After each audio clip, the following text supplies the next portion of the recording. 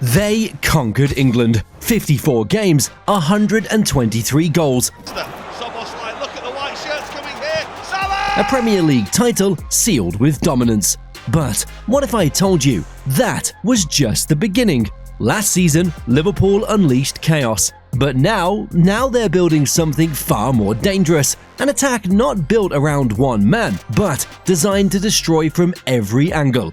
Salah, Wirtz, Diaz, Gakpo, Isak. But how good are these players and the attack in general? Well, let's talk about that. Last season, Liverpool weren't just good, they were relentless. From the first game to the last, they looked like a team with something to prove, and they did exactly that. Under a new manager in his very first season, they didn't just compete, they dominated. They stormed their way to the Premier League title, finishing over 10 points clear at the top. And this wasn't a title race that went down to the wire. Liverpool had the league in their grip by March. The pressing was sharper, the transitions were faster, the entire team looked more connected, more confident, and more prepared than they had in years. What made it even more impressive was the fact that this was Slot's first year in charge, no adjustment period, and no excuses. He walked in and implemented his ideas, and the team responded immediately. Players that had looked lost in the previous system suddenly clicked. Possession football became purposeful. The press had structure. It wasn't just chaos for chaos' sake, it was calculated, controlled, and incredibly effective. Liverpool didn't just beat teams, they outplayed them time and time again. But even in the middle of all that brilliance, there was one thing that kept showing up if you looked close enough. One flaw that could be covered in the league, but not in the biggest knockout games. And it came down to something simple: over-reliance on Mohamed Salah. And that's where the cracks began to show. The numbers were incredible. Mohamed Salah had one of the best seasons of his entire career. 34 goals and 23 assists in all competitions. Those are video game stats, but when you look beyond the numbers, there's something else that stands out. This team leaned on Salah too much. When he played well, Liverpool were flying, but when he wasn't at his best, the whole attack lost its rhythm. And that overdependence, it was a huge risk that eventually came back to haunt them. In the Premier League, it didn't hurt them too much. Salah stayed consistent, stayed fit, and bailed them out more than once. But when it came to the domestic cups and Europe, where the margins are tighter and one off night can change everything, that's where it became a problem.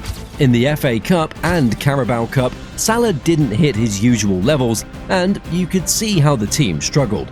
The fluidity disappeared, the final third looked blunt, there was no one to take charge in his absence. The PSG match in the Champions League, that was the most painful example. It wasn't like Liverpool were outclassed, they were close, but close doesn't win games at that level. Salah wasn't at his peak that night, and no one else stepped up. Nunez barely impacted the game. Gakpo had moments but vanished when the team needed consistency. The midfield held their shape, and the defense stayed organized. But in attack, without Salah dictating the tempo, they looked like a team waiting for someone to take responsibility. And no one did.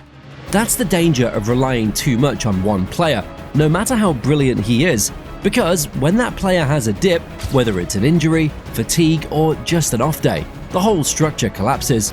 And in modern football, especially at the elite level, you can't afford to carry that kind of imbalance.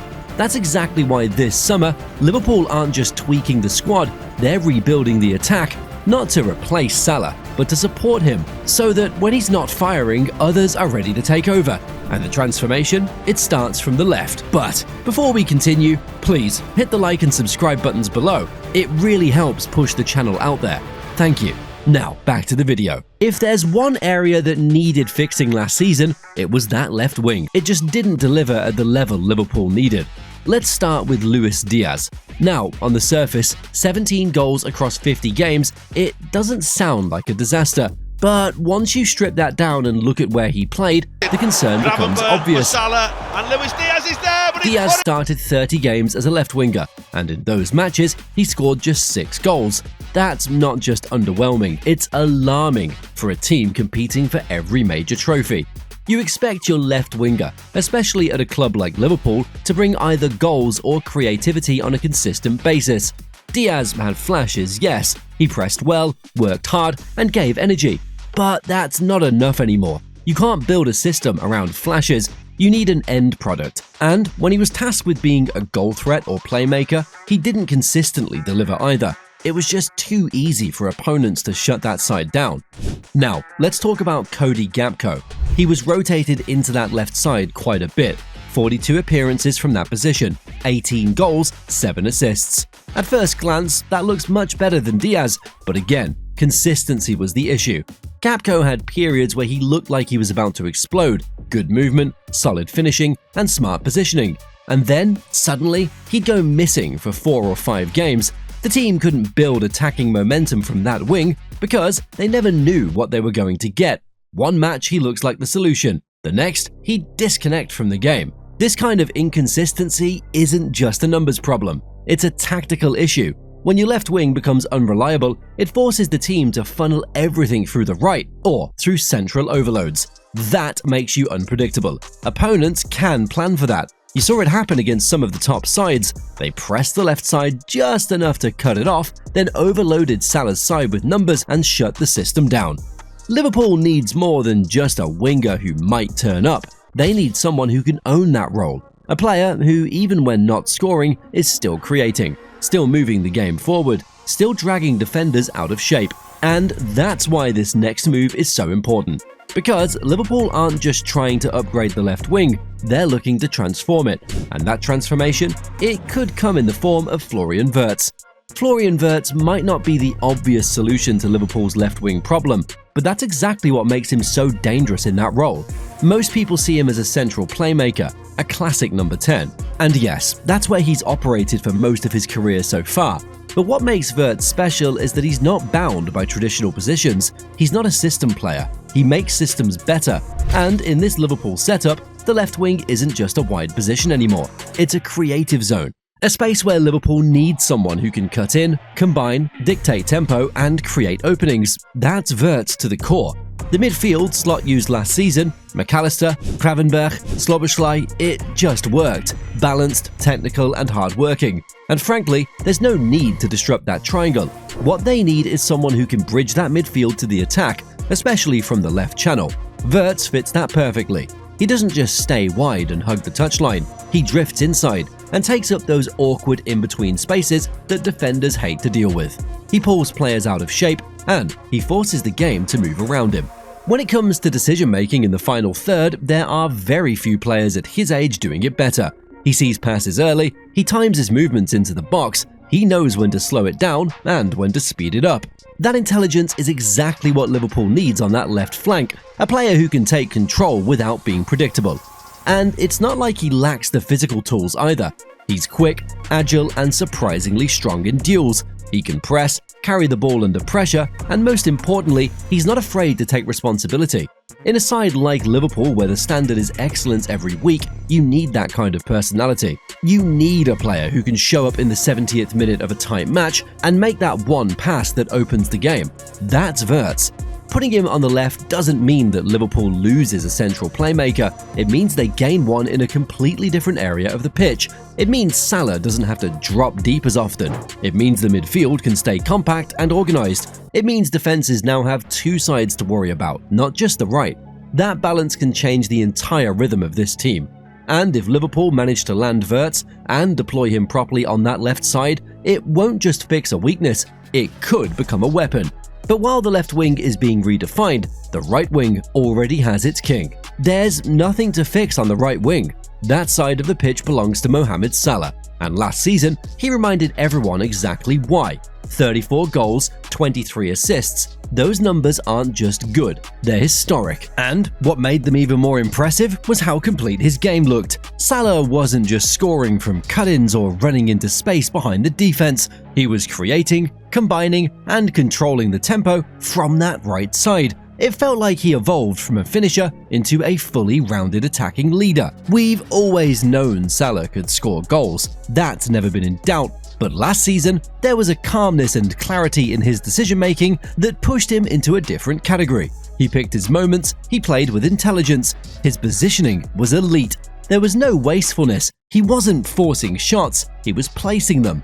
And even when he wasn't the one scoring, he was still the one making everything happen.